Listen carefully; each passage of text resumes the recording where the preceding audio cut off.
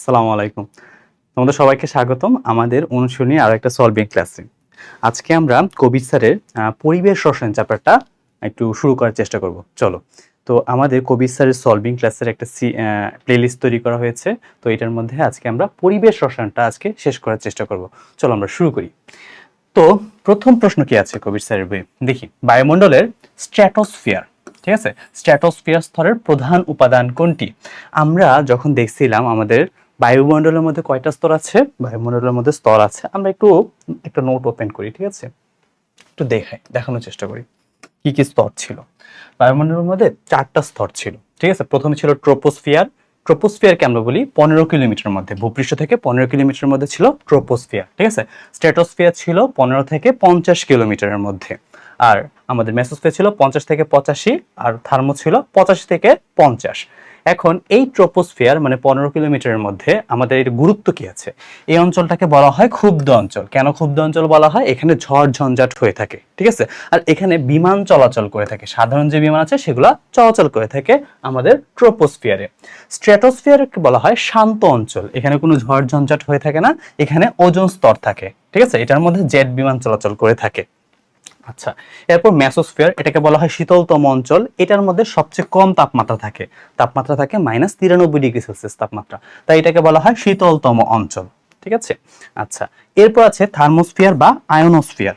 এখানে কি হয়? এটা হচ্ছে সবচেয়ে উষ্ণতম অঞ্চল, এখানে থাকে তাপমাত্রা 1727 ডিগ্রি সেলসিয়াস থাকে, ঠিক আছে, এটাকে উষ্ণতম অঞ্চল বলা হয়, হেটেরোস্ফিয়ার বলা হয়, ঠিক আছে।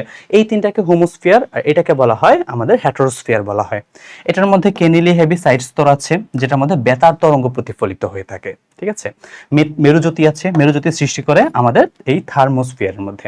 মেরুজ্যোতি বলতে আমরা কি বুঝি? উত্তর মেরু, দক্ষিণ মেরু, রাতের আকাশে যখন আমরা তাকাই তখন বিভিন্ন রকমের আলোর ছটা দেখা যায়, লাল, নীল, ঠিক আছে, সেটাকে আমরা বলে থাকি মেরুজ্যোতি, ঠিক আছে। আরেকটা হচ্ছে যে এখানে আন্তর্জাতিক মহাকাশ গবেষণা কেন্দ্র, স্পেস স্টেশন, এই লেয়ারটার মধ্যে আছে। এখন কথা হচ্ছে যে এই যে আমি চার্টটা লিখছি না, ঠিক আছে, এটা আসলে বইয়ের মধ্যে আছে, আমাদের হাজারিং স্যারের বইয়ের মধ্যে আছে। এখানে জাস্ট এক্সট্রা এই তিনটা জিনিস আমি অ্যাড করছি, এটা আমরা সঞ্জিত কুমার গু স্যারের বই থেকে নিছি, ঠিক আছে। আর বাকি সবগুলো কই আছে? আমাদের হাজারিন স্যারের বইয়ের মধ্যে আছে। তাহলে এই যে দেখো তো ওজোন স্তরটা কোথায় আছে বলতো ভাইয়া? ওজোন স্তরটা আছে স্ট্র্যাটোস্ফিয়ারে। তাহলে আমরা এখানে কি দেখাবো বলতো? আবার একটু বইটা দেখি, ঠিক আছে। তাহলে আমরা বলবো স্ট্র্যাটোস্ফিয়ারের মধ্যে প্রধান উপাদান কোনটা বলতো? ওজোন থাকে, ঠিক আছে, ওজোন থাকে। এরপর আমরা একটু নিচের দিকে যাই। ওজোন স্তরের ক্ষয়ের জন্য কোন গ্যাসটি দায়ী? মনে রাখবা, ওজোন স্তর ক্ষয়ের জন্য সিএফসি যতগুলা গ্যাস আছে না, সিএফসি, এই গ্যাসগুলা দায়ী, ঠিক আছে। সিএফসি মানে ক্লোরোফ্লোরোকার্বন। এখানে কি আছে? ক্লোরিন আছে, ফ্লোরিন আছে, কার্বন আছে, এই তিনটা মৌল আছে। তাহলে আমরা খুঁজে বের করবো, দেখো এইটার মধ্যে একমাত্র কি আছে? ক্লোরিন আছে, ফ্লোরিন আছে, কার্বন আছে, বাকি এগুলোর মধ্যে হাইড্রোজেন চলে আসে। হাইড্রোজেন কিন্তু ক্লোরোফ্লোরোকার্বন হবে না, তাহলে হাইড্রোজেন থাকলে কি হবে না? ক্লোরোফ্লোরোকার্বন হবে না। এটা হচ্ছে CFC12। এটা কথা আসলে বলতো, এটা CFC12 এর সংকেত দেওয়া আছে, ঠিক আছে, CFC12। আচ্ছা, 12 থেকে আমরা কিভাবে আমরা হচ্ছে যে সিএফসি গ্যাসের সংকেতটা বের করে থাকি? কি করব আমরা? 90 এর সাথে যত সংখ্যা দেওয়া থাকবে, কত দেওয়া আছে বলতো? 12, এটা যোগ করব। যদি যোগ করি তাহলে কত হয় বলতো? 2 0 1। এর নিচে আমরা কার্বন, হাইড্রোজেন, ফ্লোরিন দিয়ে দিব। তার মানে এই যৌগটার মধ্যে কার্বন আছে কয়টা? একটা। কার্বন আছে কয়টা? একটা। কার্বন লিখলাম, কার্বনের হাত কয়টা বলতো ভাইয়া? 4টা কার্বনের হাত, ঠিক আছে। এখানে কোনো হাইড্রোজেন আছে? কোনো হাইড্রোজেন নাই, কিন্তু ফ্লোরিন আছে কয়টা বলতো? 2টা আছে, তাহলে এখানে ফ্লোরিন আর এই দিক দিয়ে ফ্লোরিন দিয়ে দিব। আর বাকি যে খালি হাত থাকবে সেখানে আমরা ক্লোরিন ক্লোরিন ঢুকাই দিব। এখানে একটা ক্লোরিন, এখানে একটা ক্লোরিন, তাহলে সংকেত কি হবে বলতো ভাইয়া? CCl2F2, ঠিক আছে, CCl2F2 বা CF2Cl2, ঠিক আছে। এটা হচ্ছে ক্লোরোফ্লোরোকার্বন 12 দেওয়া আছে। কিভাবে আমরা নাম্বার থেকে সংকেত বের করব এটা একটু দেখাই দিচ্ছি, ঠিক আছে। আচ্ছা, এখন চলে আসি 5 নম্বর প্রশ্নে। কোন স্থানের আবহাওয়া ও জলবায়ুকে নিয়ন্ত্রণ করে কে? মনে রাখবা, প্রথম লেয়ার যেটা ছিল ট্রোপোস্ফিয়ার, আমি কি বলছিলাম? এটা হচ্ছে যে ক্ষুব্ধ অঞ্চল, এখানে কি হয়ে থাকে? ঝড় ঝঞ্ঝাট এগুলা হয়ে থাকে। তার মানে কি আবহাওয়া জলবায়ু নিয়ন্ত্রণ করবে কোনটা বলতো? প্রথম যে লেয়ার কোনটা আছে? ট্রোপোস্ফিয়ার। ট্রোপোস্ফিয়ারের যে বায়ুমণ্ডল আছে সেটা হচ্ছে যে আমাদের আবহাওয়া এবং জলবায়ুকে নিয়ন্ত্রণ করে থাকবে, ঠিক আছে। এরপর দেখি আমরা 6 নম্বর প্রশ্নে কি আছে। বায়ুমণ্ডলের স্ট্র্যাটোমণ্ডলীয় স্তর, ঠিক আছে, ট্রোপোমণ্ডলের ঠিক উপরে, এবং এতে প্রধানত ওজোন থাকে। এই প্রেক্ষিতে আমাদের স্ট্র্যাটোস্ফিয়ারের কোন বৈশিষ্ট্য প্রযোজ্য স্ট্র্যাটোমণ্ডল থেকে? এখন যেহেতু এখানে কি থাকে বলতো ভাই? ওজোন লেয়ার থেকে। ওজনের কাজ কি? ওজনের কাজ হচ্ছে যে আমাদের সূর্য থেকে যে আলট্রাভায়োলেট রে আসবে সেগুলোকে সে শোষণ করবে। তাহলে এর কাজ কি বলতো? তার ওজনের, এটা সূর্য থেকে আসা অতিবেগুনি যে রশ্মি আছে সেটাকে সে শোষণ করে নিবে। ঠিক আছে, এটাই তার প্রধান কাজ। যেহেতু এখানে কি আছে? ওজোন লেয়ার আছে। ওকে, আচ্ছা, এখন চলে আসি আমরা 7 নম্বর প্রশ্নে। বলা আছে বায়ুমণ্ডলে নাইট্রোজেনের আংশিক চাপ কত? ঠিক আছে, বায়ুমণ্ডলে নাইট্রোজেনের আংশিক চাপ। আমরা যে কোনো গ্যাসের আংশিক চাপ বের করার সূত্র হচ্ছে যে আংশিক চাপকে আমরা মনে করো পি বললাম। ঠিক আছে, পি এন, নাইট্রোজেনের যেহেতু বের করতেছি, তাহলে কোনো একটা গ্যাসের আংশিক চাপ ইজ ইকুয়াল টু মোট চাপ। এখন আমাকে বলো তো একটা পরিবেশের মোট চাপ কত? 1 এটিএম। তাহলে মোট চাপ আমরা লিখলাম 1 এটিএম ইন্টু মোল ভগ্নাংশ। ইন্টু কি লেখা হয়? মোল ভগ্নাংশ। এখন মোল ভগ্নাংশ দেখো এখানে কি আছে, আমরা পার্সেন্টেজে বের করব। আমরা জানি বায়ুমণ্ডলে আমাদের নাইট্রোজেন কত থাকে বলতো? 78% থাকে। তার মানে কি 100 ভাগের 78 ভাগ থাকে। উপরে রাখবো আমরা 78, নিচে কত রাখবো? 100। এটাই তার মোল ভগ্নাংশ। তাহলে এটা যদি আমরা করি ইন্টু করলে কত হবে বলতো? এটা হবে 0.78 এটিএম। ঠিক আছে, তাহলে কত হবে? 0.78 এটিএম। খ অ্যান্সার হবে। ঠিক আছে, আচ্ছা, এটা একটু ছোট করি আমরা, বেশি বড় হয়ে গেছে। আচ্ছা, এখন একটু দেখি আমরা 9 নম্বর প্রশ্নে কি আছে। আচ্ছা, এখানে আমরা অনুধাবনগুলো স্কিপ করব, আর যতগুলো বোর্ড প্রশ্ন আছে সেগুলো আমরা করব না। এটা আমরা কোত্থেকে পড়তেছি বলতো? ওগুলো আমরা পড়বো যে হাজারিনাক স্যারের বোর্ড কোশ্চেনগুলো পড়ে ফেলবো। ওকে, আচ্ছা, পরে কি বলা আছে বলতো? কার্বন ডাই অক্সাইড গ্যাসের, ঠিক আছে, দুইটি প্রধান গ্রাহক বা সিঙ্ক। ঠিক আছে, পরিবেশ রসায়নের মধ্যে সিঙ্ক বলতে বোঝায় যেটা কি করে? দূষক পদার্থকে সে অ্যাবজর্ব করবে কিন্তু নিজে কখনো ক্ষতিগ্রস্ত হবে না। সেটাকে আমরা কি বলে থাকি? সেটাকে আমরা বলে থাকি সিঙ্ক বা গ্রাহক বলে থাকি। ঠিক আছে, সিঙ্ক বলে থাকি। ঠিক আছে, আর যেটা হচ্ছে যে ঠিক আছে, সিঙ্ক বলা হয়। তাহলে কার্বন ডাই অক্সাইডের জন্য সিঙ্ক হচ্ছে যে সমুদ্র এবং উদ্ভিদ। এইটা তোমার অ্যান্সারে ভুল দেওয়া আছে, তুমি কোনটা শিখবা? অবশ্যই সঠিকটা শিখবা। ঠিক আছে, এটা ভুল করা যাবে না, এটা তোমার অ্যান্সারের মধ্যে ভুল দেওয়া আছে। কিন্তু অ্যান্সার কি হবে বলতো? সমুদ্র এবং উদ্ভিদ হচ্ছে যে আমাদের কার্বন ডাই অক্সাইড গ্যাসের প্রধান সিঙ্ক। ওকে, আচ্ছা, এখন চলে আসি আমরা মেসোস্ফিয়ারের উচ্চতা কত। আমি একটু আগে পড়াইছি 0 থেকে 15 কিলোমিটার। ঠিক আছে, এটা হচ্ছে যে ট্রোপোস্ফিয়ার। 15 থেকে 50 এটা ছিল স্ট্র্যাটোস্ফিয়ার। 50 থেকে 85 এটা ছিল মেসোস্ফিয়ার। এটা ছিল কি? মেসোস্ফিয়ার। 85 থেকে 500 ওটা ছিল হচ্ছে যে আমাদের থার্মোস্ফিয়ার। তাহলে মেসোস্ফিয়ার পেয়ে গেছি কত বলো তো? আমাদের মেসোস্ফিয়ার পাচ্ছি 50 থেকে 85। 50 থেকে 85 কিলোমিটার আমাদের মেসোস্ফিয়ারের অঞ্চল। এখন চলে আসি আমরা বায়ুমণ্ডলের শীতলতম অঞ্চল। শীতলতম অঞ্চল আগেই বলছিলাম মেসোস্ফিয়ারে -93°C থাকে। ঠিক আছে, -93°C কোথায় থাকে বলতো? মেসোস্ফিয়ারে। তাই এটাকে শীতলতম অঞ্চল বলা হয়। শীতলতম অঞ্চল হচ্ছে যে মেসোস্ফিয়ার। ঠিক আছে, আচ্ছা, এরপর আমরা যাই। দেখো বায়ুমণ্ডলের বলা আছে স্ট্র্যাটোস্ফিয়ার স্তরের প্রধান উপাদান। আগের প্রশ্ন সেম, কোনটা থাকে বলতো ভাইয়া?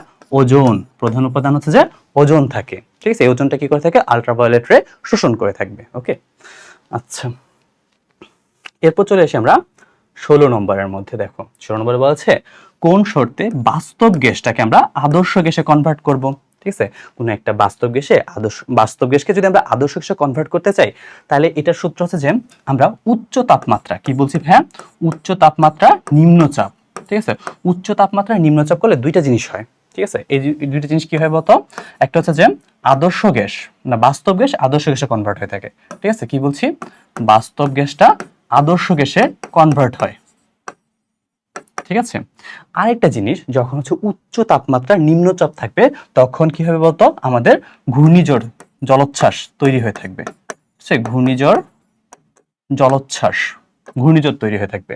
ঠিক আছে, তাহলে বাস্তব গ্যাসকে আদর্শ গ্যাসে কনভার্ট করার জন্য উচ্চ তাপমাত্রা নিম্নচাপ, আর উচ্চ তাপমাত্রা নিম্নচাপ আমরা করে থাকি ঘূর্ণিঝড় জলোচ্ছ্বাস তৈরি করার জন্য। আমরা কি সাইক্লোন তৈরি করার জন্য কি করে থাকে? উচ্চ তাপমাত্রা নিম্নচাপ করতে হয়। আরেকটা জিনিস আছে যে আমাদের বইয়ের মধ্যে আছে, আমরা যখন চাপটাকে বাড়াবো, ঠিক আছে, আর কি তাপমাত্রাটাকে কমাবো, চাপ বাড়াবো তাপমাত্রা কমাবো, তখন এটা আমরা কখন করে থাকি? যখন আমরা একটা গ্যাসকে সিলিন্ডার করে থাকি। ঠিক আছে, গ্যাস সিলিন্ডার করানোর ক্ষেত্রে আমরা কি করে থাকি? উচ্চ চাপ নিম্ন তাপমাত্রা, এটা বিপরীত। গ্যাস সিলিন্ডার, ঠিক আছে, সিলিন্ডারজাত করণ। তাইলে আমরা বলবো উচ্চ তাপমাত্রা নিম্ন চাপে আমরা কি করবো? বাস্তব গ্যাসে আদর্শ গ্যাস। উচ্চ তাপমাত্রা এই নিম্নচাপ, উচ্চ তাপমাত্রা নিম্নচাপ, প্রথমটা।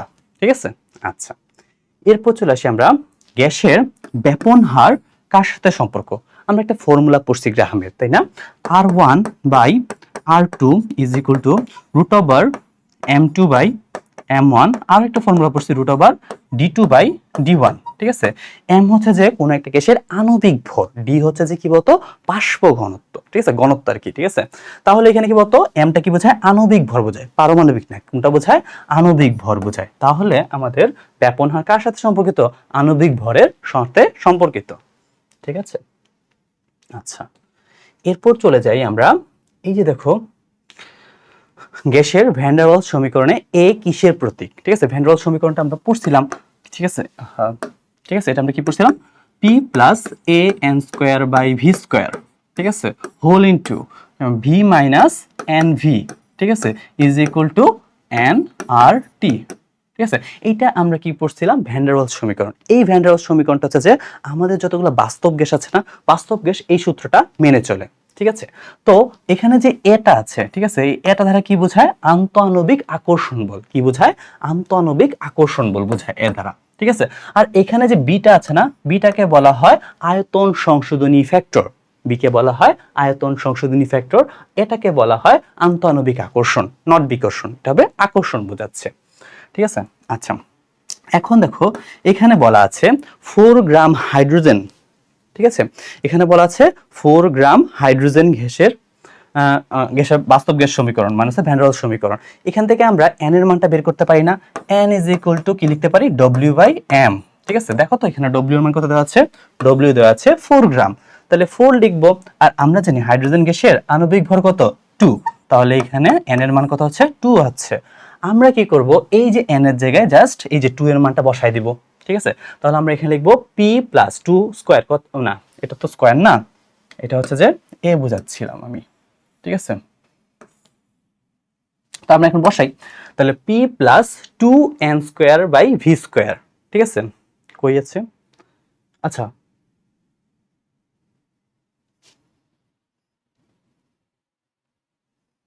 হ্যাঁ এটা কই, খুঁজে দিতে পারছি না, নিচের অ্যান্সার,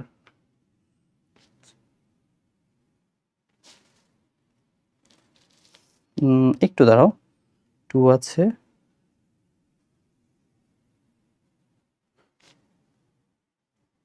আচ্ছা 4, এটা হচ্ছে যে P plus a n square, N এর জায়গায় আমরা 2 বসাবো, তাহলে 4 হবে। 4, আচ্ছা 4 আমার চোখেই আছে, ঠিক আছে, আমি দেখতেই পাচ্ছি না, দেখো এখানে আছে পি প্লাস আমরা এন স্কোয়ার জায়গায়, তাহলে কত হবে, 2 স্কোয়ার ইজ ইকুয়াল টু 4 হবে, 4a by v square whole into কি হবে, v minus n v. Just আমরা এখানে এন এর জায়গায় কি 2টা বসাই দিছি, তাহলে আমরা ডি অ্যান্সার হয়ে যাচ্ছে। ঠিক আছে, এত বড় বড় দেখা যাচ্ছিল তো আমার চোখে প্রথমে ভাসতেছিল না, 4 আমি খুঁজতেছিলাম, কিন্তু এখানেও 4 ছিল, এখানেও 4 ছিল, আমার চোখে আসে নাই। আচ্ছা সমস্যা নেই, এরপর দেখি আমাদের কোন গ্যাসটির ব্যাপন হার বেশি। একটু আগে গ্রাহামের সূত্রের মধ্যে আমরা দেখছিলাম, আর হচ্ছে যে কি বলতো, আণবিক ভরের আমাদের রুটের কি হবে, হতো ব্যস্তানুপাতিক, রুট ওভারের ব্যস্তানুপাতিক। তার মানে কি, যার আণবিক ভরটা কম হবে তার ব্যাপন হারটা কি হবে, হতো বেশি হবে। তাহলে আমরা দেখবো কার এখানে আণবিক ভরটা কম আছে। দেখো এখানে HCl মানে এটা 36.5 আণবিক ভর। ঠিক আছে, অ্যামোনিয়া, অ্যামোনিয়ার কত আছে বলতো, এখানে হচ্ছে যে অ্যামোনিয়া হচ্ছে যে 17। ঠিক আছে, নাইট্রোজেন 14 থেকে 3 17, হ্যাঁ। আর এখানে কত আছে যে মিথেন, মিথেনে হচ্ছে যে 16, আর এটা কত বলতো, এটা হবে 71, 35.5 কে ডাবল করলে 71 হয়ে যায়। তাহলে সবচেয়ে কম কার আছে বলতো, মিথেন। ঠিক আছে, তাহলে মিথেনের ব্যাপন হারটা সবচেয়ে বেশি হবে। এখন আমরা একটু 22 নম্বরটা দেখি। 22 নম্বরটা বলছে কক্ষ তাপমাত্রায় নাইট্রোজেনের একটি অণুর ভর, তাহলে এখানে একটি মানে কি দেওয়া আছে, n এর মানটা দেওয়া আছে। ঠিক আছে, একটি অণুর গতিশক্তি কত। আচ্ছা আমরা গতিশক্তির সূত্র একটা পড়ছিলাম, ইজ ইকুয়াল টু 3RT/2। আচ্ছা 3nRT, ঠিক আছে, 3nRT/2, এটা একটা আমরা ফর্মুলা পারি। ঠিক আছে, আচ্ছা এখন আমরা কি করব, এটার মধ্যে আমরা 3/2 বসালাম, ঠিক আছে, ইনটু n, n এর জায়গায় আমরা কি এই ফর্মুলাটা বসাতে পারি না, আমরা জানি না, n is equal two n/na, এটা আমরা বসাইতে পারি। তাহলে n এর জায়গায় কি লিখবো, n/na ইনটু RT। ঠিক আছে, আর এর মান বসাবো, টি এর মান বসাবো। এখানে n এর মান কত বসাবো, 3/2 ইনটু 1 ডিভাইডেড বাই 6.02 ইনটু 10⁻23। এখানে আমরা আর এবং টি বসাই দিব, তারপর আমরা ম্যাথ করব। আচ্ছা এই ম্যাথ করতে কি দরকার বলতে হয়, ক্যালকুলেটর দরকার। তাহলে এমন কোনো ম্যাথ দিবে না যেগুলো ক্যালকুলেটর ছাড়া করা যায় না। ঠিক আছে। আচ্ছা, তো কিভাবে করতে হয় দেখায় দিলাম। ঠিক আছে। আচ্ছা, এখন আমরা দেখতেছি বয়েল, চার্লস ও অ্যাভোগাড্রো সূত্র সমন্বয় থেকে আমরা গ্যাসের ঘনত্ব নির্ণয়ের সমীকরণ বের করতে চাই। আমরা একটা আদর্শ গ্যাসের সমীকরণ আমরা জানি PV is equal to NRT. ঠিক আছে, PV is equal to NRT. কারণ এন এর জায়গায় আমরা এটা লিখতে পারি না W by N is equal to W by M R টি। ঠিক আছে, এন এর জায়গায় জাস্ট আমি কি লিখছি, আমরা লিখতে পারি N is equal to W by m, এটাই আমি লিখছি। ঠিক আছে, W by m, n is equal to. তো আমরা এখান থেকে লিখতে পারি, ঠিক আছে, তো এখান থেকে আমরা লিখতে পারি ডব্লিউ বাই ভি, ঠিক আছে, টিএম বাই আর টি। এখন ডব্লিউ বাই এম আমরা লিখতে পারি ঘনত্ব ডি, ঠিক আছে, ঘনত্ব is equal to PM by R টি। ঠিক আছে, তো আমরা আদর্শ গ্যাস থেকে কি প্রমাণ করে ফেলছি না, D is equal to PM by R T, D is equal to PM by R T. Okay, আচ্ছা, এখন আমরা এসটিপিতে 64 গ্রাম, মানে কি ডব্লিউর মান দেওয়া আছে অক্সিজেনের, গ্যাসের আয়তন কত আমাদের বের করতে হবে। তো এখান থেকে আমরা অনেকগুলো ফর্মুলা পড়ছি, ফর্মুলাগুলো থেকে আমরা কোন ফর্মুলাটা পিক করব, এখানে কি দেওয়া আছে, ডব্লিউর মান দেওয়া আছে আর V is equal to what বের করতে হবে। ঠিক আছে, তো আমরা লিখতে পারি N is equal to W by M is equal to V by এসটিপিতে বলছে, এসটিপিতে কত 22.4, এসটিপিতে হবে 22.4। তো এখানে যে মানগুলো আছে সেখান থেকে আমরা ভি এর মানটা বের করব। সুতরাং আমরা লিখতে পারি V is equal to W, দেখো তো ডব্লিউ এর মান কত আছে 64, অক্সিজেনের এম এর মান কত বলতো, অক্সিজেনের এম এর মান হচ্ছে 32, তাহলে 32 ইন্টু 22.4। তো এখান থেকে হচ্ছে 2 করলে এটা কত হবে বলতো 44.8 লিটার। ঠিক আছে, এটার মান কত হবে 44.8 লিটার। অ্যান্সার হবে বি, 23 অ্যান্সার হবে যে বি। ঠিক আছে, আচ্ছা, এখন চলে আসি আমরা 25 নম্বরটা, এই গেল। আচ্ছা, আবার দেখি, হ্যাঁ, এখন এখানে কি বলা আছে বলতো 18 ডিগ্রি সেলসিয়াস, তার মানে কি এখানে টি এর মানটা দেওয়া আছে, এটা কিসে কনভার্ট করবা বলতো, কেলভিনে কনভার্ট করবা। ঠিক আছে, 0.8 এটিএম চাপে পি এর মানটা দেওয়া আছে। ঠিক আছে, ঘনত্ব ডি এর মানটা দেওয়া আছে। তো আণবিক ভর বের করতে হবে। আমরা একটু আগে দেখছিলাম D is equal to PM by R T, তাই না? এখান থেকে আমাদের আণবিক ভর কত না, তাহলে এম ইজ ইকুয়াল টু কি লেখা যায়, m is equal to d r t by p. ঠিক আছে, তো এটা করার জন্য আমরা ক্যালকুলেটর লাগে, তোমরা একটু মানে ক্যালকুলেটর দিয়ে করে দেখবা কত হবে। ঠিক আছে, এইসব ম্যাথ আসবে না যেগুলো ক্যালকুলেটর ছাড়া করা যায় না।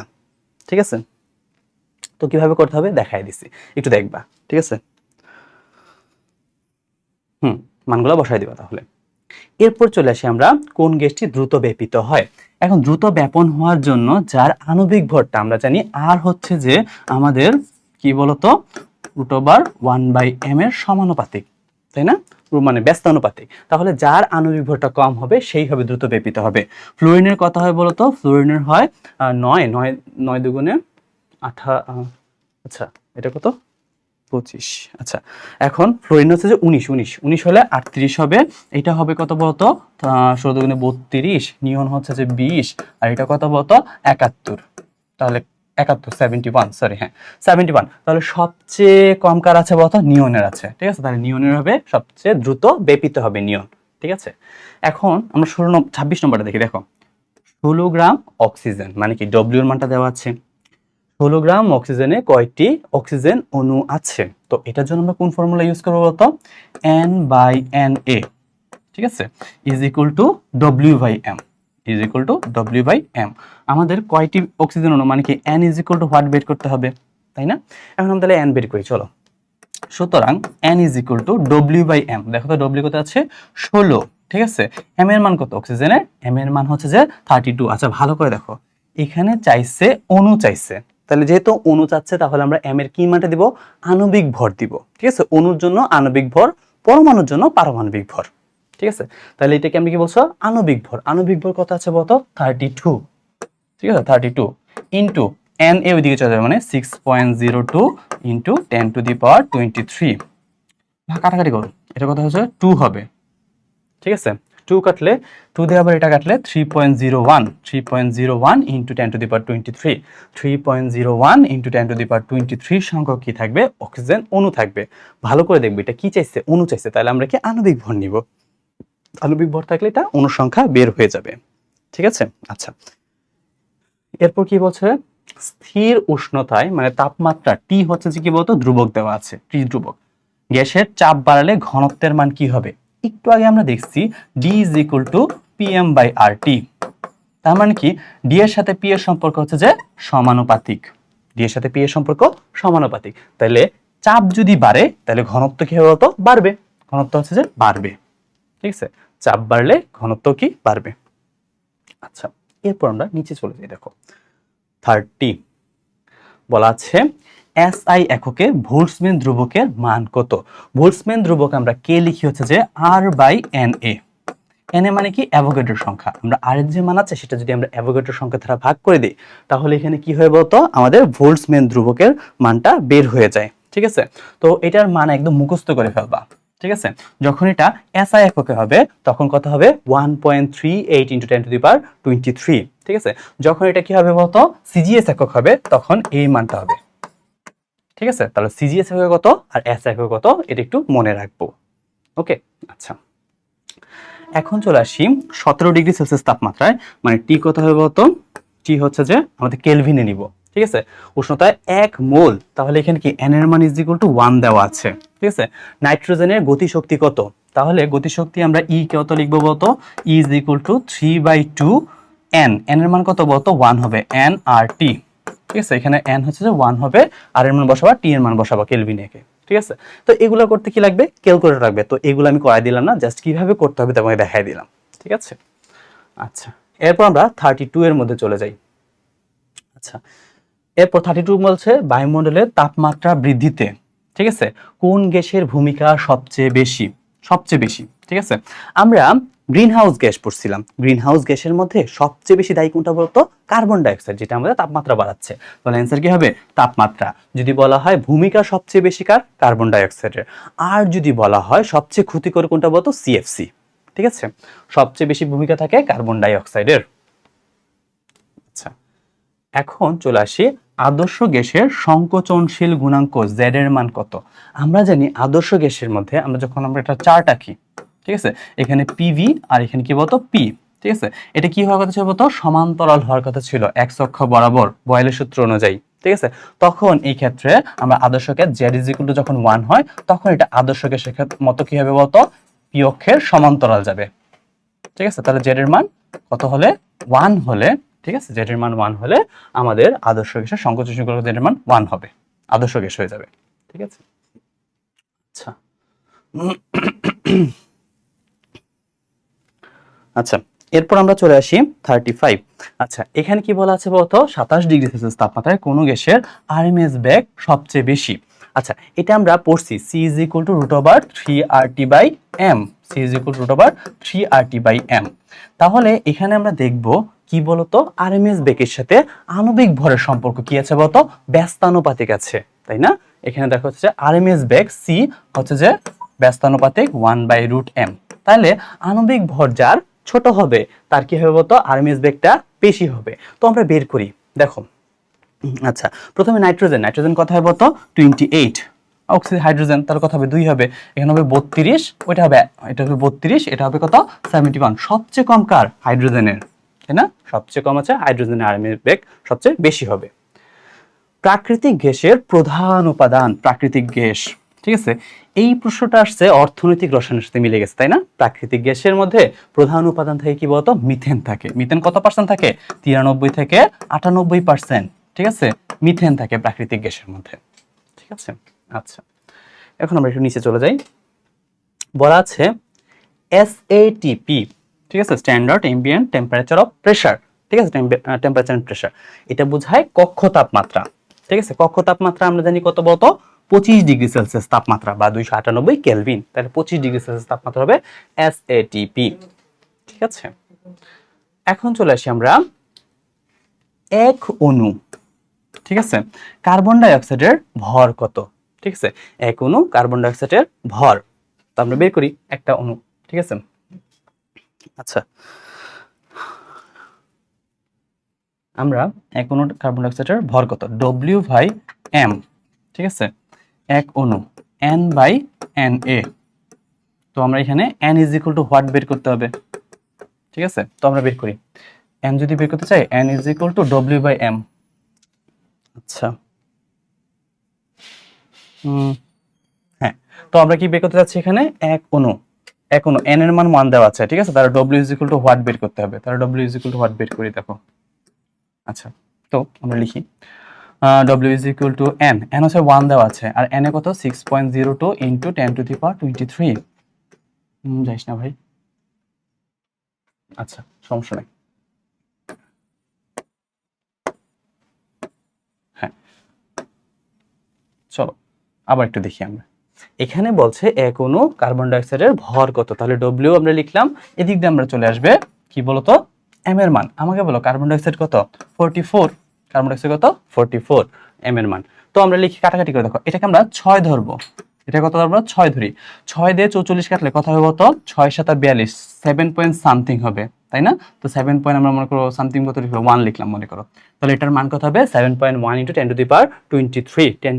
তাহলে এটা হবে 7.1, ঠিক আছে, ইন্টু 10⁻23, এরকম হবে -23। তো আশেপাশে একটা মান হবে, এই যে দেখছো 7.3 ইন্টু 10⁻23 গ্রাম, এটা হবে তার অ্যান্সার, ঠিক আছে। আচ্ছা, এখন চলে আসি 32 গ্রাম অক্সিজেন গ্যাসের আদর্শ সমীকরণ কত? 32 গ্রাম, ঠিক আছে, অক্সিজেন গ্যাসের জন্য আদর্শ সমীকরণ আমরা জানি PV is equal two nRT। N এর জায়গায় আমরা কি W বাই এম লেখা যায় না? W by M R T.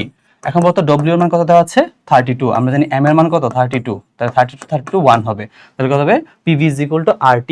PV is equal two RT। 39 এর অ্যান্সার হচ্ছে যে 2, ঠিক আছে। আচ্ছা, এখন আমরা 40 নম্বর প্রশ্নটা একটু দেখি কি বলা আছে। 28 গ্রাম, তার মানে কি এখানে ডব্লিউ এর মান দেওয়া আছে। 28 গ্রাম নাইট্রোজেন গ্যাসের পরমাণুর সংখ্যা কত? তাহলে তোমার এখানে কি এন এর মান বের করতে হবে। প্রথমে আমরা দেখি কি বের করি দেখো। তাহলে আমরা এখানে প্রথমে এন বাই এন এ, ঠিক আছে, এখানে আমরা অণুর সংখ্যা প্রথমে বের করব। N by N is equal to W by m, ঠিক আছে। তো লেখা যায় কি বলতো এখানে? এন এ, এন এর মানটা আমরা বের করব। সুতরাং N is equal to W কত দেওয়া আছে? 28 গ্রাম, ঠিক আছে। আমরা জানি এম এর মান কত বলতো? 28 গ্রাম, ঠিক আছে, ইন্টু 6.02 ইন্টু 10⁻23, ঠিক আছে। এটা কি বের করছি আমি বলতো? এটা আমি বের করছি যে নাইট্রোজেন গ্যাসের অণুর সংখ্যা, যেটা আমরা কি কিনছি আণবিক ভর দিয়ে গুণ ভাগ করছি, তাই না? আণবিক ভর দিয়ে ভাগ করছি, তাই এটা কি অণুর সংখ্যা বের হয়েছে, এটা অণু, ঠিক আছে। 6.02 ইন্টু 10⁻23 সংখ্যক অণু আছে। এখন দেখো আমরা জানি একটা নাইট্রোজেনের মধ্যে পরমাণু কয়টা আছে বলতো? একটা নাইট্রোজেনের মধ্যে পরমাণু আছে 2টা। একটা নাইট্রোজেনের মধ্যে পরমাণু আছে 2টা। তাহলে যত সংখ্যক অণু থাকবে সেটা আমরা কি ইনটু 2 করে দিব, তাহলে তার পরমাণুর সংখ্যা হবে। সুতরাং পরমাণু হবে কত বলতো? 6.0টাকে তুমি 2 দিয়ে গুণ করো, কত হবে? 12.04 ইন্টু 10⁻23। আচ্ছা, 12.04 ইন্টু, এই যে দেখো এটা হবে অ্যান্সার, ঠিক আছে। বা এটাকে কি লেখা যায়? 1.204 ইন্টু 10⁻24, ঠিক আছে, অ্যান্সার হবে সি। আচ্ছা, এরপর চলে আসি আমরা 42 নম্বর। দেখো 42 নম্বরে বলছে 2.24 লিটার, ঠিক আছে, এখানে কি দেওয়া আছে? ভি এর মান দেওয়া আছে, ঠিক আছে। এনটিপিতে কতটি কার্বন ডাইঅক্সাইড অণু থাকে? একটা জিনিস মনে রাখবা, এনটিপিতে হাজারিনাক অনুযায়ী এখানে আয়তন কত থাকে বলতো? এনটিপিতে হচ্ছে 24.04, কিন্তু কবির স্যার অনুযায়ী এটা হবে কত? 22.4 লিটার। কবির স্যার অনুযায়ী 22.4 লিটার। কিসের ম্যাথ করতেছি? কবির স্যারের ম্যাথ করতেছি। তাহলে আমরা ভি এর মান মানে এসটিপিতে ভি এর মান কত ধরবো? এনটিপিতে ভি এর মান কত ধরবো? 22.4 লিটার, ঠিক আছে। তো এখানে আমাদের কতটি অক্সিজেন অণু থাকবে? তাহলে আমরা কি বের করবো বলতো? এন এর মান বের করবো। N by N a is equal to কি লিখবো বলতো? এনটিপি মানে 22.4 লিটার, ভি বাই 22.4, ঠিক আছে। তো এখান থেকে আমরা কি বের করতে পারি? এখানে এন এর মান বের করবো। সুতরাং এন ইজ ইকুয়াল টু উপরে ভি, ভি কত হবে? 2.24 ডিভাইডেড বাই 22.4 ইন্টু 6.02 ইন্টু 10⁻23, 10 হবে। 10 করলে এটা কত হবে কত? আচ্ছা, 10 হলে এটা 6.02 ইন্টু 10⁻22, 10⁻22, 6.02 ইন্টু 10⁻22 হবে, ঠিক আছে, মিলে গেছে। এখন দেখো এখানে কি বলছে? মোল কি? মোল বলতে আমরা বুঝাই কোন একটা পদার্থে যে পরিমাণে কি থাকে বলতো? 6.02 ইন্টু 10⁻23 মানে অ্যাভোগাড্রো সংখ্যক কণা থাকবে, সেটাকে আমরা 1 মোল বলে থাকি, ঠিক আছে, সেটাকে আমরা 1 মোল বলে থাকি। আচ্ছা, 44 নম্বরটা একটু ভালো করে বোঝার চেষ্টা করো কি বলা আছে, ঠিক আছে। 10 মিলিমিটার মার্কারি, ঠিক আছে, আমরা জানি বায়ুমণ্ডলে চাপ কত থাকে বলতো, 760 মিলিমিটার মার্কারি। ঠিক আছে, 760 মিলিমিটার মার্কারি। তার মানে কি এখানে চাপের পরিমাণটা কি কম আছে, চাপের পরিমাণটা কম আছে। ঠিক আছে, চাপে কার্বন ডাই অক্সাইড গ্যাসের সংকোচনশীল গুণাঙ্ক জেড এর মান কত? এখন যদি মনে করো চাপ দেওয়া না থাকতো, তখন আমরা জানতাম কার্বন ডাই অক্সাইড কি একটা বাস্তব গ্যাস। ঠিক আছে, তখন তার জেড এর মানটা 1 এর থেকে কম হয়। জেড এর মানটা কি হয় বলতো, 1 এর থেকে কম হয় কখন, এটা বাস্তব গ্যাসের ক্ষেত্রে।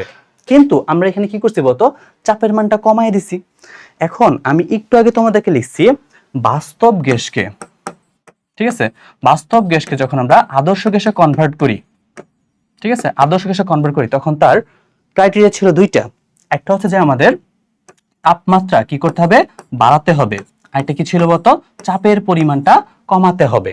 ঠিক আছে, এখানে সে কি করছে বলতো, চাপের পরিমাণটা কমাই দিচ্ছে না, অনেক কমাই দিচ্ছে। 760 থেকে এটা কি করছে, 10 মিলিমিটার করছে। তাহলে কি এখানে বলতো, চাপের পরিমাণটা কমায় দিচ্ছে।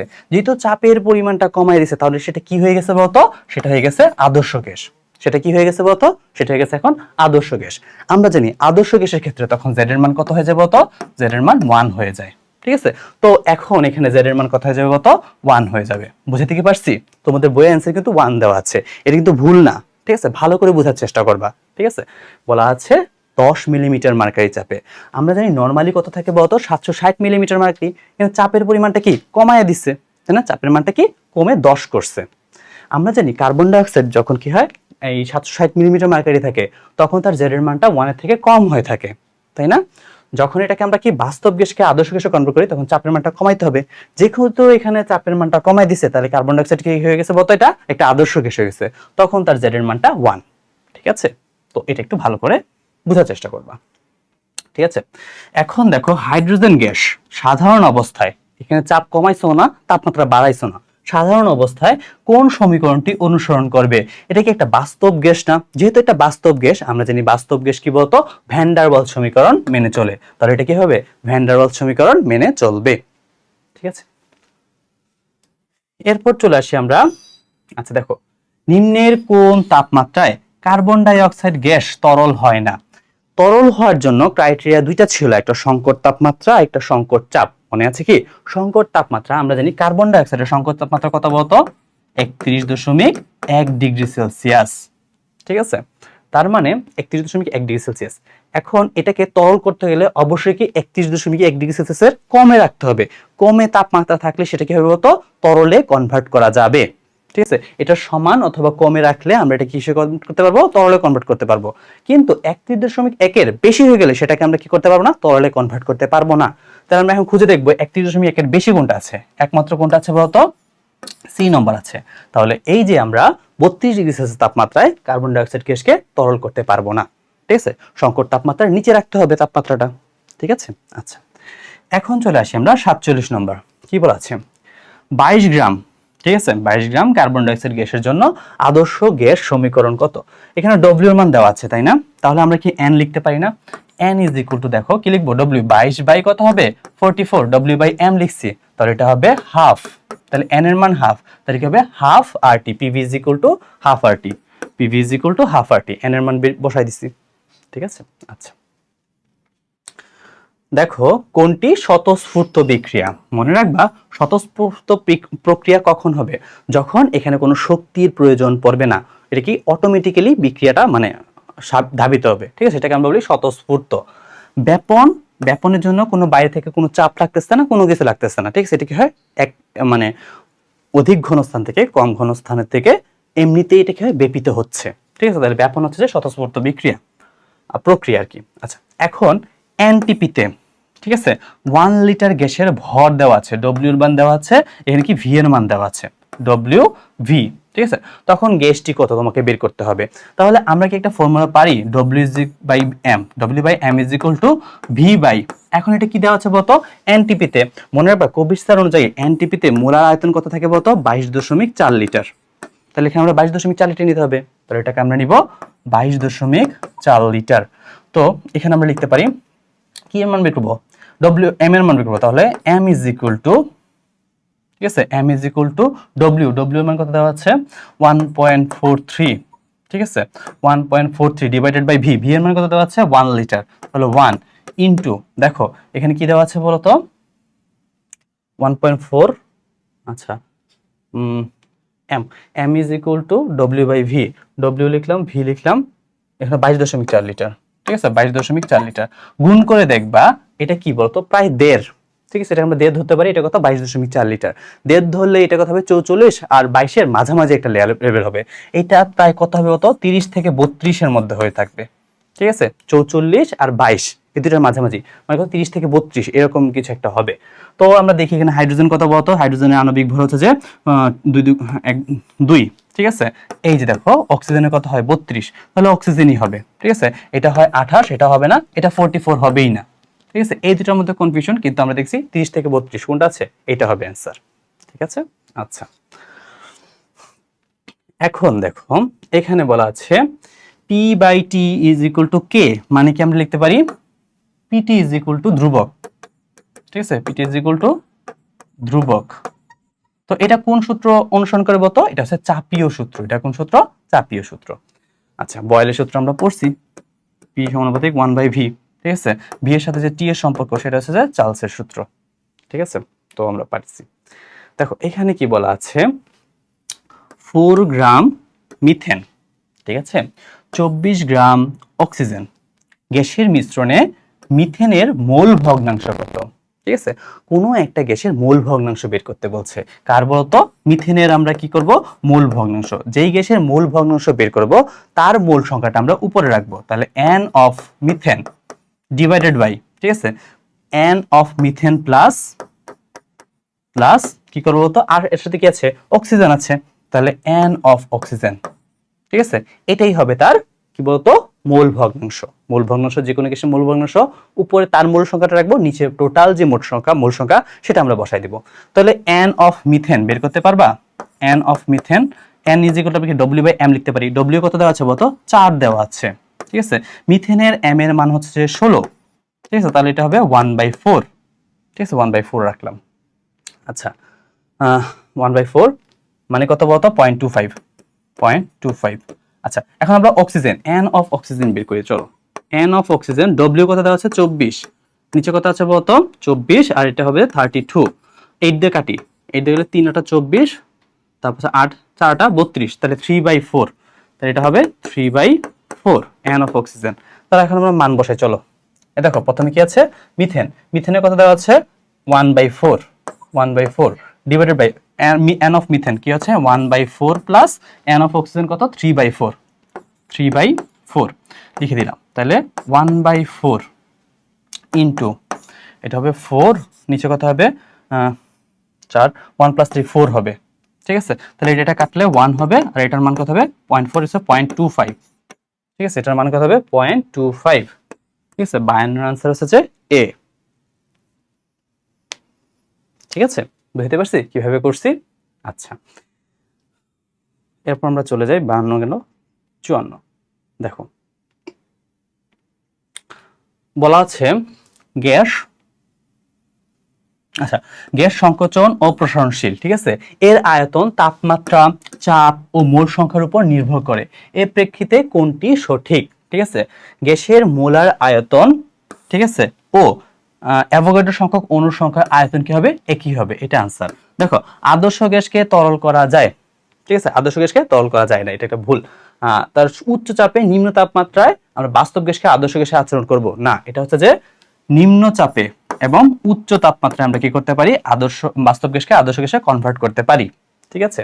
তাপমাত্রা যদি বৃদ্ধি করি তাহলে গ্যাসের অণুর গতিশক্তি হ্রাস পায় না, যখন তুমি তাপমাত্রা বৃদ্ধি করবা তাহলে গ্যাসগুলো কি হবে তো অনেক দূরে দূরে চলে যাবে, তখন তাদের বেগ বেড়ে যাবে, আমরা জানি কোনো একটা গ্যাসের বেগ বেড়ে গেলে তার গতিশক্তি বৃদ্ধি পায়, তাহলে আমরা যদি তাপমাত্রা বৃদ্ধি করি তাহলে কি গতিশক্তি বৃদ্ধি পাবে, তাহলে অ্যান্সার কি হবে সি হবে।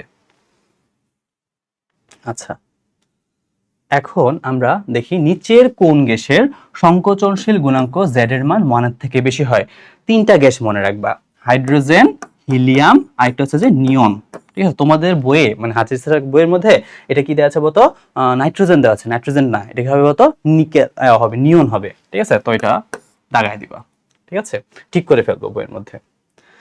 এখন এসএটিপিতে, ঠিক আছে মানে কি কক্ষ তাপমাত্রায় গ্যাসের মোলার আয়তন কত, এটা আমরা জানি 24.789, 24.789, তাহলে 24.8 হবে। ঠিক আছে, 24.8 লিটার। আচ্ছা, এসটিপিতে গ্যাসের মোলার আয়তন কত? এসটিপিতে গ্যাসের মোলার আয়তন 22.4 লিটার। ঠিক আছে। আচ্ছা, আমরা 62 নম্বর এটা দেখি। দেখো, বলা আছে 1 মোল এন এর মান দেওয়া আছে। ঠিক আছে, 1 মোল গ্যাসের তাপমাত্রা আমরা 1 কেলভিন বৃদ্ধি করলে যে সম্প্রসারজনিত কাজ সম্পন্ন হয় তার নাম কি?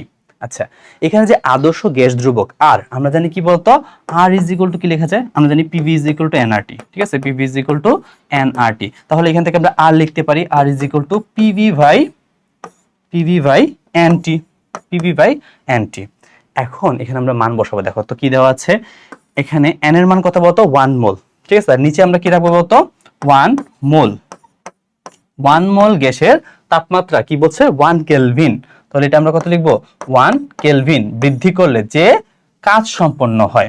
আমরা ফিজিক্সের মধ্যে একটা পড়ছিলাম W is equal to PV লেখা যায়, W is equal to PV. তাহলে আমরা পিভি এর জায়গায় কি W লেখা যায় না? ঠিক আছে, W লিখলাম। তাহলে W কি মানে কাজ না? তাহলে জুল বোঝাচ্ছে, এটা জুল বোঝাচ্ছে। যে পরিমাণ কাজ সম্পন্ন হয় তাকে আমরা কি বলবো? আর, মানে কি আদর্শ গ্যাস ধ্রুবক বলবো। ঠিক আছে, আমরা ফিজিক্সে পড়ছি W is equal to PV লেখা যায়। ঠিক আছে। আচ্ছা,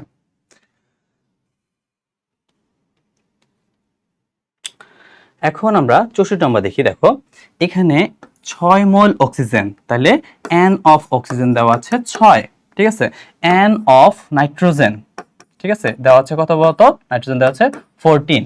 গ্যাস মিশ্রণের মোট চাপ দেওয়া আছে 200 মিলিমিটার মার্কারি। তাহলে অক্সিজেনের আংশিক চাপ, চলো অক্সিজেনের আংশিক চাপ বের করার সূত্র হচ্ছে যে কোন একটা গ্যাসের আংশিক চাপ ইজ ইকুয়াল টু মোট চাপ। মোট চাপ কত দেওয়া আছে বলতো? 200। মোট চাপ ইনটু মোল ভগ্নাংশ, ইনটু মোল ভগ্নাংশ। কোন একটা গ্যাসের মোল ভগ্নাংশ বের করার জন্য যেই মানে গ্যাসটার আমরা কি আংশিক চাপ বের করবো, তার মোল সংখ্যাটা আমরা উপরে রাখবো, আর নিচে কি রাখবো? টোটাল যে মোল সংখ্যা আছে, এখানে অক্সিজেন আছে আর কি আছে বলতো? নাইট্রোজেন আছে, দুইটা আমরা নিচে রাখবো। তাহলে আমরা করি 200 ইনটু, দেখো এন অফ অক্সিজেন কত দেওয়া আছে? 6 মোল দেওয়া আছে। নিচে কত আছে? 6 প্লাস 14 কত আছে বলতো? 20, 10। তাহলে অ্যান্সার হবে 60। অ্যান্সার হবে কত বলতো? 60 মিলিমিটার অফ মার্কারি। আচ্ছা, এখন সরি, পদার্থের ভৌত অবস্থা কখন গ্যাসীয় হবে? কোন একটা গ্যাসের মানে গ্যাস মনে করো কি থাকে বলতো? অনেক দূরে দূরে থাকে। সরি, যখন গ্যাস দূরে দূরে থাকে তাদের কি বলতো? আকর্ষণের মানটা কম হবে, যেহেতু দূরে দূরে আছে। কিন্তু এদের মধ্যে কি বলতো? অনেক দূরত্ব থাকার কারণে তার মধ্যে গতিশক্তি অনেক বেশি বেড়ে যাবে। ঠিক আছে, তার বেগ অনেক বেড়ে যাবে। বেগ বাড়লে কি হবে বলতো? গতিশক্তি বেড়ে যাবে। তাহলে গতিশক্তি অনেক বেশি হবে কার থেকে বলতো? আন্তঃআণবিক আকর্ষণ কণা, কণাগুলো যে আকর্ষণ সেটা কম হবে আর গতিশক্তি কি বেশি হবে। তাহলে অ্যান্সার হবে বি। ঠিক আছে, গতিশক্তি অনেক বেশি হয়। চলো আমরা দেখি, বলা আছে 3টি গ্যাস এ বি সি, এদের সন্ধি তাপমাত্রা মানে সংকট তাপমাত্রা কি দেওয়া আছে? 31 দেওয়া আছে, -57 দেওয়া আছে, -80 ডিগ্রি সেলসিয়াস দেওয়া আছে। কক্ষ তাপমাত্রা কত দেওয়া আছে বলতো ভাইয়া? 30 ডিগ্রি সেলসিয়াস। হলে কোনটি সহজে তরলে কনভার্ট করা যাবে? এখন একটু আগে বলছি তরলে কনভার্ট করার জন্য সন্ধি তাপমাত্রা কি করতে হবে? নিচে রাখতে হয়। সন্ধি তাপমাত্রা নিচে রাখতে হয়। দেখো, এর তাপমাত্রা 31, তার মানে কি এর নিচে কত আছে বলতো? 30 আছে। তোমরা এর নিচে থাকলে, এর নিচে আছে না? নিচে আছে, তার মানে কি তরলে কনভার্ট করা যাবে। এটা তরলে কনভার্ট করা যাবে। ঠিক আছে, এটা কত বলতো? -57। -57 নিচে কি হবে? -ই হবে, তাই না? আর 30 কি এটার উপরে আছে, তাহলে এটাকে আমরা কি সংকট তাপমাত্রা, এটা উপরে আছে, তাহলে এটাকে আমি তরলে কনভার্ট করতে পারবো না, এটাকেও করতে পারবো না। এটাও কি আছে? মাইনাস আছে। তার মানে এদের নিচে রাখতে হলে অবশ্যই মাইনাসে যেতে হবে। এটা কত দেওয়া আছে? 30 দেওয়া আছে। তাহলে একমাত্র কোনটা বলতো? আমাদের যে এ গ্যাসটা আছে সেটা আমরা কি করতে পারবো? সহজে তরলে কনভার্ট করতে পারবো। আচ্ছা, এরপর বলা আছে 1 লিটার আয়তনের একটি পাত্রে অক্সিজেন আছে 0.25 গ্রাম। ঠিক আছে, নাইট্রোজেন আছে 0.25 গ্রাম, কার্বন ডাইঅক্সাইড আছে 0.25 গ্রাম। গ্যাস মিশ্রিত অবস্থায় আছে। এখন মিশ্রণে কোন গ্যাসটির আংশিক চাপ সর্বাধিক হবে? ঠিক আছে, এখন কোন একটা গ্যাসের আংশিক চাপ এখানে লিখি। ঠিক আছে, কোন একটা গ্যাসের আংশিক চাপ ইজ ইকুয়াল টু লেখা যায় মোট চাপ ইনটু মোল ভগ্নাংশ। মোট চাপ মনে করো এখানে কি আছে? ধ্রুবক আছে। ঠিক আছে, মনে করো এখানে কি আছে? মোট ধ্রুবক আছে। তাহলে আংশিক চাপ কার সাথে সমানুপাতিক হবে? আচ্ছা, তাহলে এখানে আংশিক চাপটা সমানুপাতিক হবে, ঠিক আছে, মোল ভগ্নাংশের সমানুপাতিক হবে, মোল ভগ্নাংশের সমানুপাতিক হবে। তা কোন একটা গ্যাসের মোল ভগ্নাংশ, ঠিক আছে, কিভাবে লিখি বলতো? ওই গ্যাসের মোল সংখ্যা, গ্যাসের মোল সংখ্যা ডিভাইডেড বাই মোট মোল সংখ্যা, তাই না? এটা তো আমরা আংশিক মোল ভগ্নাংশ লিখছি, মোট মোল সংখ্যা। বুঝতে কি পারছো? তাইলে কোন একটা গ্যাসের আংশিক চাপ হচ্ছে যে গ্যাসের যে মোল সংখ্যা থাকবে, ওই গ্যাসের আংশিক চাপ, যে গ্যাসের আংশিক চাপ বের করবো তার মোল সংখ্যা ডিভাইডেড বাই কি করবো আমরা? মোট মোল সংখ্যা। তার মানে কি গ্যাসের যে মোল সংখ্যা আছে তার কি বলতো? আংশিক চাপের সমানুপাতিক, ঠিক আছে? গ্যাসের মোল সংখ্যার, ওই গ্যাসের মোল সংখ্যা ওই গ্যাসের আংশিক চাপের সমানুপাতিক। তার মানে কি যেই গ্যাসের মোল সংখ্যা বাড়বে ওই গ্যাসের আংশিক চাপটা কি বাড়বে। তাহলে আমরা কি করবো? এক একটা গ্যাসের আমরা মোল সংখ্যা বের করে দিই। দেখো চলো, প্রথমে এন অফ অক্সিজেন বের করি। N of oxygen W by M হবে, ঠিক আছে? দেখো তো এখানে ডব্লিউ এর মান কত দেওয়া আছে? ডব্লিউ এর মান দেওয়া আছে 0.25, ঠিক আছে? W by M, 1 by M, M এর মান কত বলতো? অক্সিজেনের এম এর মান হচ্ছে যে 32 লিখলাম, ঠিক আছে?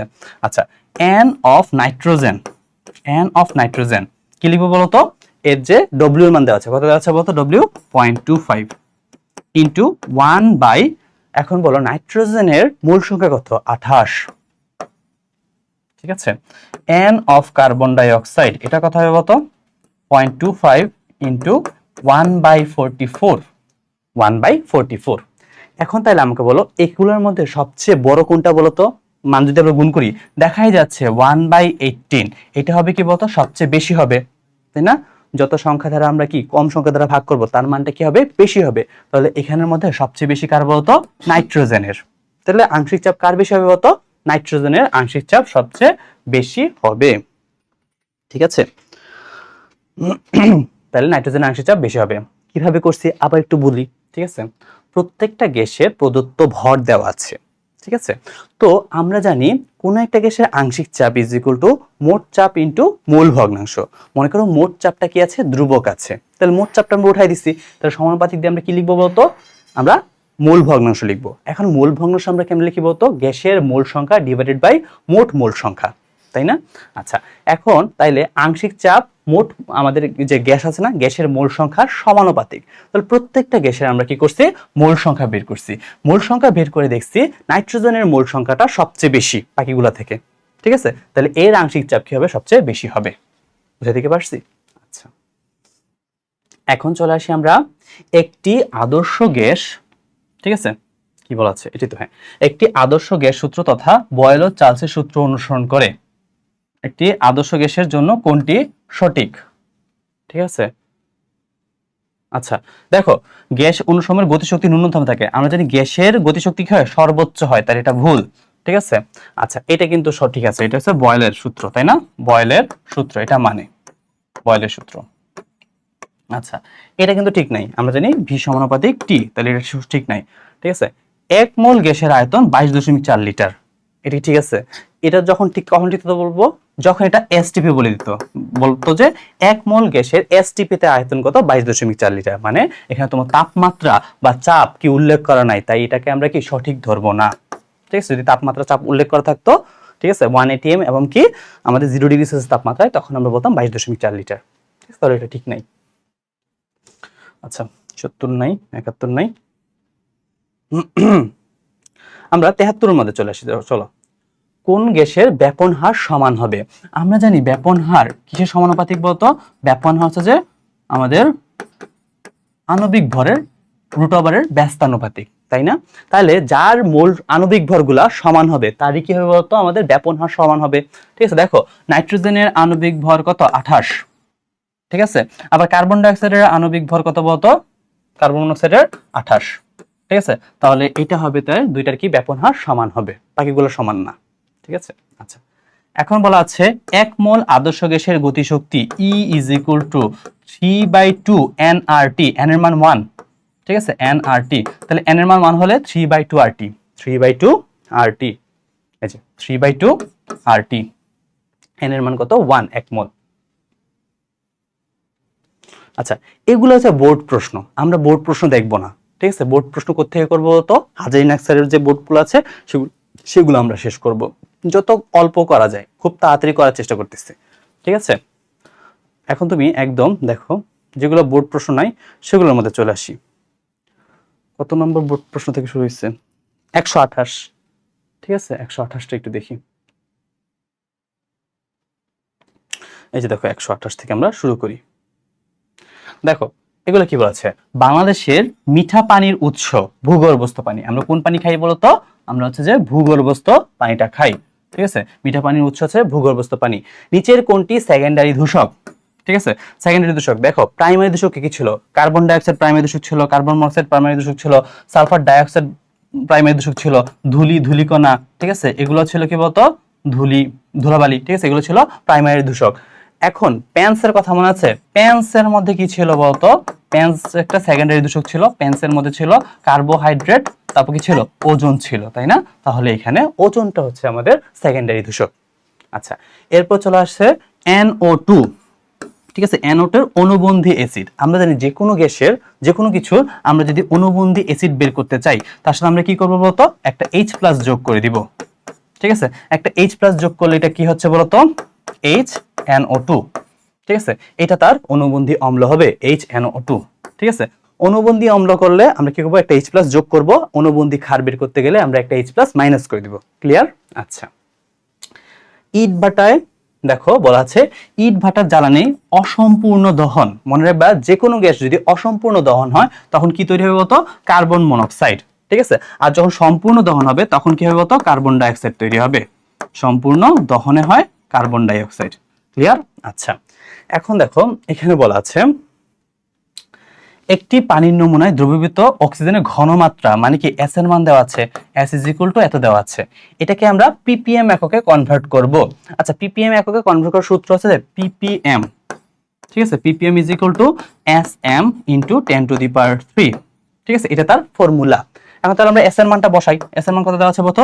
2 × 10⁻⁴।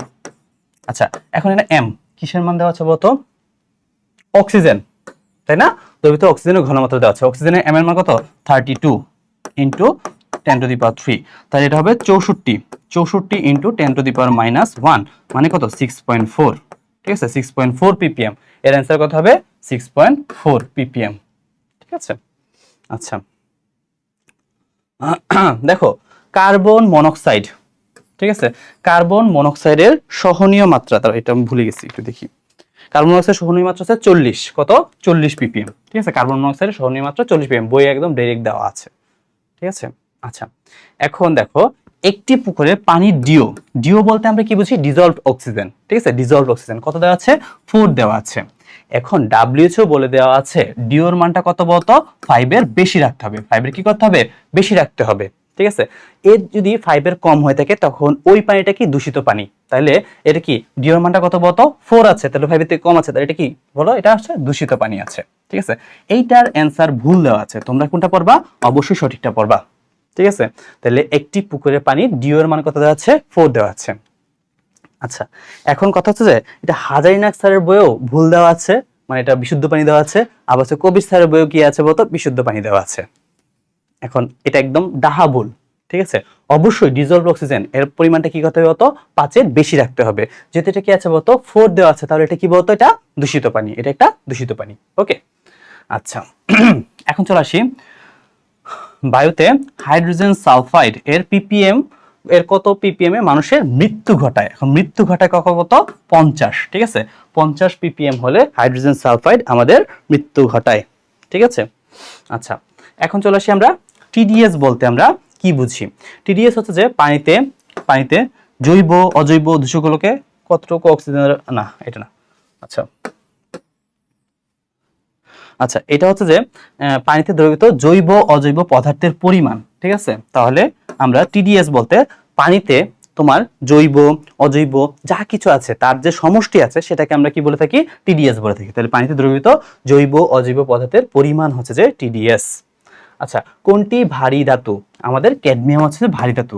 ক্রোমিয়াম, ক্যাডমিয়াম, লেড, আর্সেনিক এগুলো আমরা ভারী ধাতু পড়ছি বইয়ের মধ্যে। ঠিক আছে, আচ্ছা একটা বলা আছে পানির নমুনায় 250 ml আয়তন, মানে এখানে কি ভি এর মানটা দেওয়া আছে। বলা আছে আয়তনে নাইট্রোজেন সোডিয়াম কার্বনেট দ্রবণ যোগ করলে 0.3 গ্রাম, তার কি মনে করো ডব্লিউ এর মান দেওয়া আছে। ক্যালসিয়াম কার্বনেট অধক্ষিপ্ত হয়, নমুনাটির ক্ষতা কত?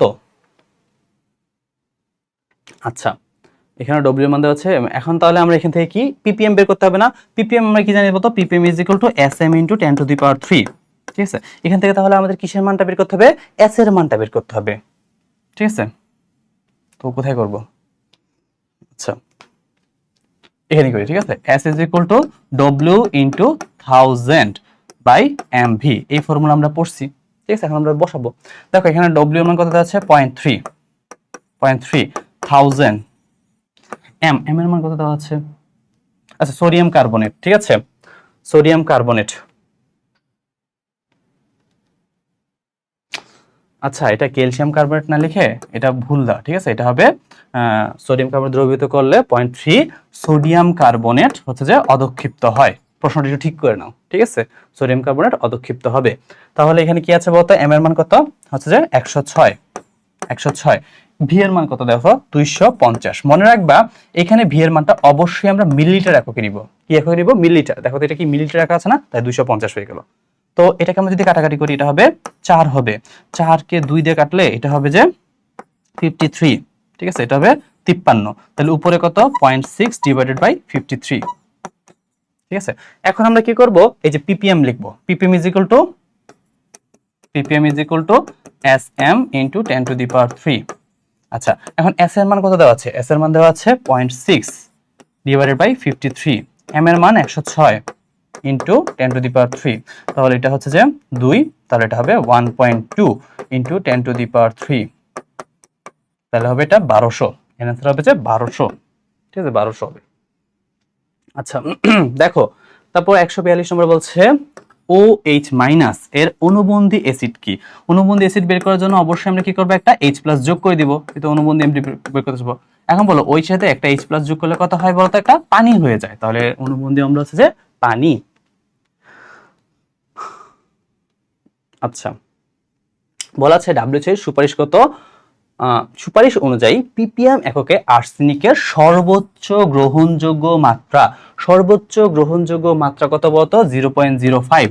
ঠিক আছে, সর্বোচ্চ গ্রহণযোগ্য মাত্রা হচ্ছে 0.05। আর যদি বলা হয় নিরাপদ মাত্রা 0.01। ঠিক আছে, নিরাপদ মাত্রা দেখবা কোনটা চাইছে।